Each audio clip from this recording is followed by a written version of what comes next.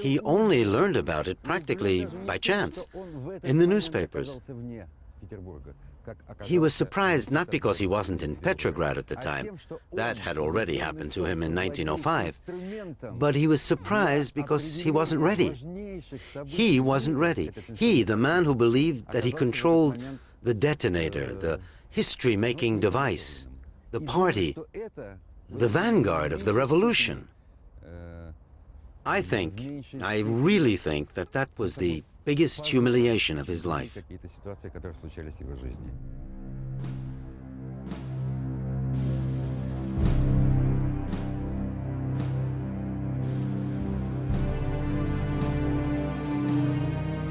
Lenin was wrong.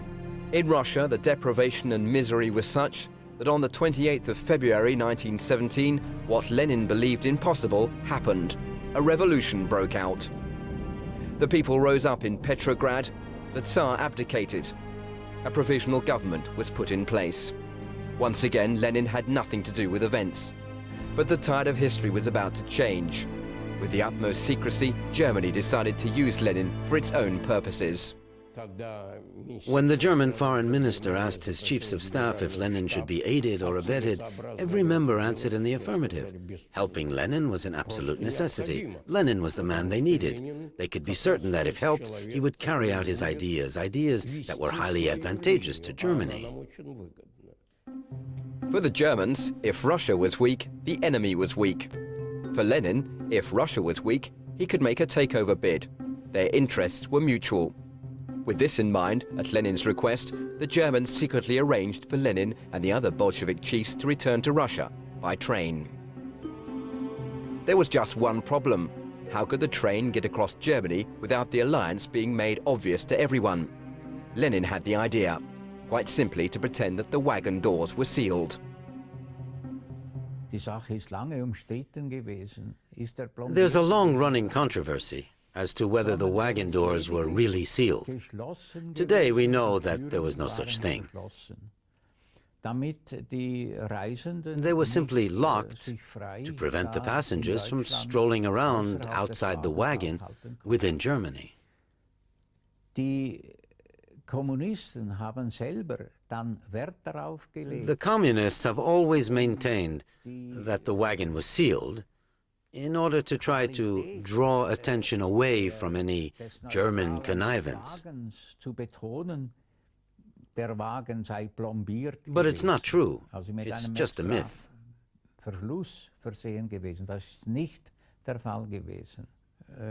Today, we know for certain, as an absolute fact, that inside the wagon there were only the 30 members of the group, the Swiss Fritzplatten, and in addition 2 German officers who were in another compartment. This document is surprising to say the least. It is a letter from Ludendorff, the Kaiser's deputy chief of staff, to the German head of military intelligence. Ludendorff congratulates him for the caliber of his work with Lenin, underlining that the crowning achievement of the operation was the return of Lenin to Russia. Upon his arrival in Petrograd, Lenin couldn't believe his eyes. Thousands of workers and soldiers were waiting for him.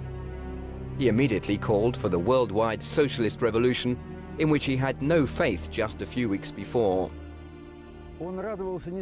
His greatest joy was the satisfaction he got from the fact that his adversaries hadn't managed to make the most of his absence, to cut the ground from under his feet. He got there in time for the feast. His biggest fear was that a workers' party be legally created without him, and that did not happen. He'd also feared problems on his return to Russia, but he didn't have any. He was shocked by the provisional government's stupidity. He was surprised not to have been arrested either on the journey or on his arrival. In the so-called sealed wagon, he kept repeating, "Will they arrest us? Will they arrest us?" The reason that Lenin was not arrested was because the country was in turmoil. Kerensky, at the head of the provisional government, was incapable of holding back the revolutionary tide.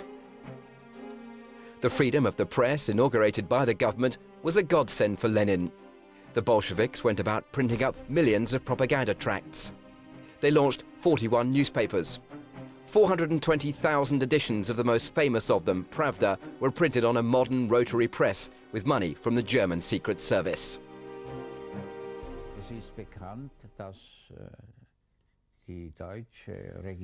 We know today that the German government supplied the Bolsheviks with several million marks to get the revolution going in Russia. For the organizational aspects and also to fire up the revolutionary atmosphere. Indisputable proof exists. Take this document, for example. It's an order from the government of the Reich to the Reich Treasury Department ordering, and I quote, "Make 5 million marks available for Bolshevik propaganda in Russia." This is one piece of evidence, but it's not the only one. There are several other elements of this kind that clearly indicate that the Bolshevik movement was funded by the Germans.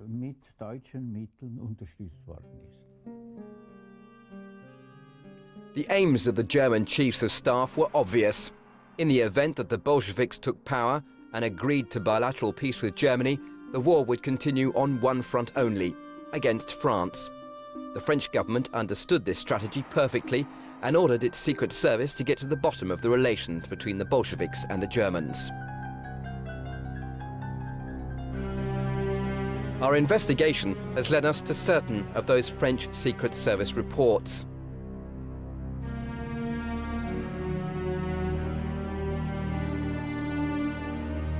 In this note, we read, between March and July of 1917, we have observed the entry into Russia of approximately 37 million rubles from Swedish, Norwegian, Danish and Finnish banks. The breakdown is shown bank by bank. Under cover of legitimate commercial activities, the German Secret Service supplied funds to bank accounts set up by Bolshevik agents in neutral countries. These documents were addressed to Albert Thomas, the French Minister of Armament, who in turn passed them on to Kerensky, the head of the Russian government. Kerensky immediately ordered Lenin's arrest for espionage. Lenin went underground wearing wigs and a false moustache and taking the name of Ivanov. Fleeing to Finland, he and Zinoviev hid in a cabin in Razliv, a village just 3 kilometers from the border. Later, they were helped by a militant Bolshevik peasant who hid them in his barn.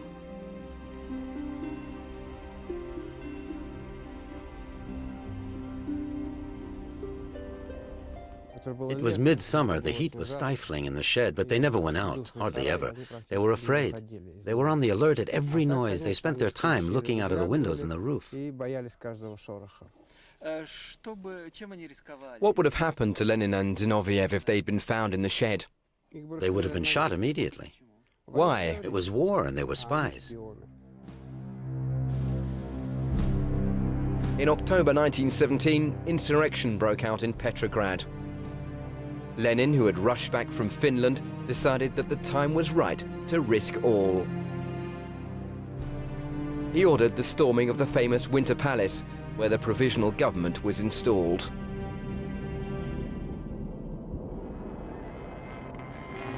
There are no authentic images of this event upon which the whole of Soviet history is based. We have only the dozens of Soviet propaganda films shot after the event. The epic event as related by these doctored films has strictly nothing to do with the reality lived by Michael Gurevich.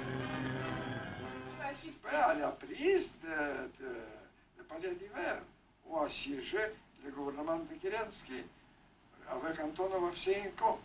Je n'étais pas avec Antonov Ovsyannikov, mais j'étais dans la foule qui a attaqué. Le moment le plus intéressant pour moi, c'était le bataillon de femmes. Le bataillon féminin qui avait protégé le gouvernement de Kerensky. Le premier moment, quand le premier soldat soviétique a sauté dans la cour, ils sont enfuis, ils sont enfuis. ils ont disparu. C'est tout. On n'a aucune résistance. On n'a aucune résistance. On a monté dans la salle où siégeait le gouvernement de Kerensky, et Antonov Ovseyenko a proposé de se rendre. Lenin's bluff paid off with dividends. The Bolsheviks were in the minority both in the country and in the revolutionary movement, but they were determined and well organized. Thanks to his faithful followers from Longjumeau and from the days of exile, Lenin imposed himself at the head of the first workers' and peasants' government. But it was really the professional revolutionaries who had triumphed. There was just one worker in the first proletarian government in history, Shliapnikov. And above all, the people still had to be won over. The promised elections ended in havoc for the party. Out of the 703 members elected, the Bolsheviks gained only 168 seats, but Lenin was unperturbed. On the 18th of January 1918, the day the post-revolutionary elected assembly were to take their seats, he gave orders for the Tauride palace to be surrounded. Russian democracy had lasted 24 hours.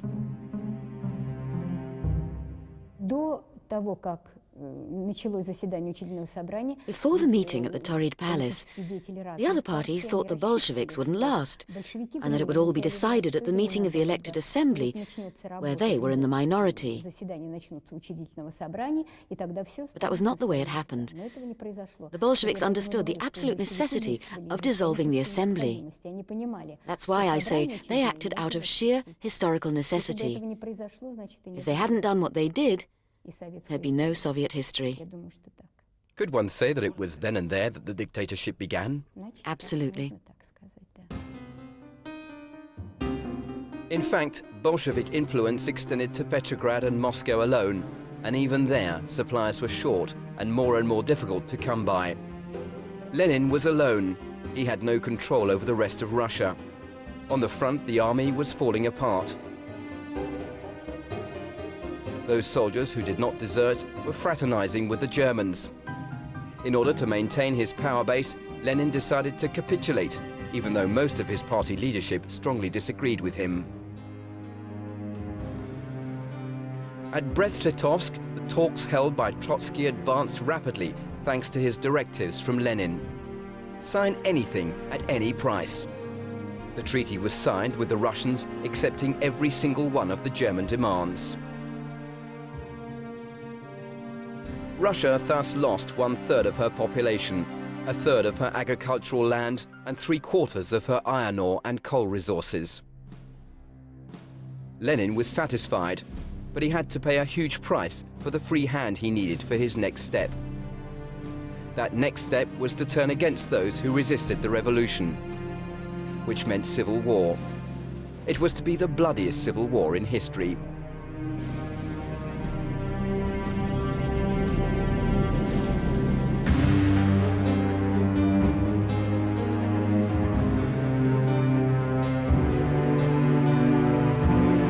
The anti-Bolsheviks and the White Army were closing in on 3 fronts, and the Germans understood that if Lenin fell from power, it would mean war again. So Lenin got the helping hand he so sorely needed. A July 1918 telegram from the German ambassador in Moscow reads, "The policy of entente between Germany and Russia necessitates the sum of 3 million gold marks per month. If the situation demands it, this sum could be much higher." With his regime in danger, Lenin launched a new slogan. "The situation is extreme. We must exert extreme terror," which is exactly what he did. In order to impose this terror, he needed men and supplies. He began press-ganging thousands of peasants into his new Red Army as special battalions swept across the country, requisitioning livestock and crops, especially wheat and corn.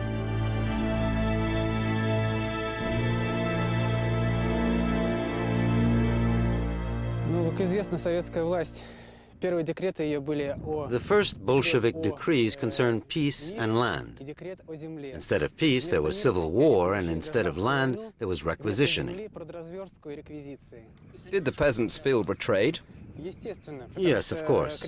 At the end of the war, instead of going back to farm their land, they were obliged to fight again, this time in a civil war, this time against a barely defined enemy and sometimes their own brothers.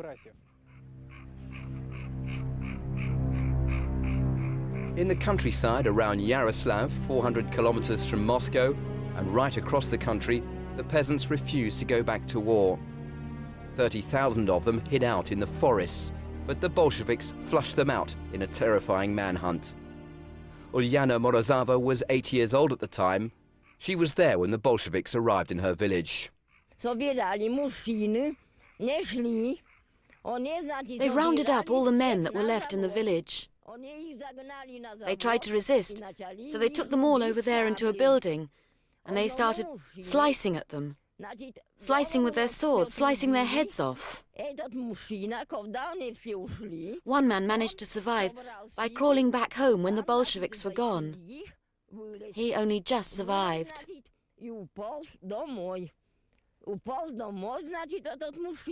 I knew this man, and I said to him one day, "Father Kolya, tell me what happened." And then he told me the whole story. He told me that none of the men in the village would give in, that they'd refuse to follow the Bolsheviks and enroll in the army. The situation was intolerable for Lenin, and the result was increasing terror and purging of the peasant population. A special army was formed as a reprisal squad, Tukhachevsky at its head. The soldiers used gas, they wiped out entire families, they shot and pillaged, they took hostages. They seized all the belongings of anyone they called potential participants in uprisings. This was called proletarization, and it was to transform the peasant into a proletarian, whole villages at a time.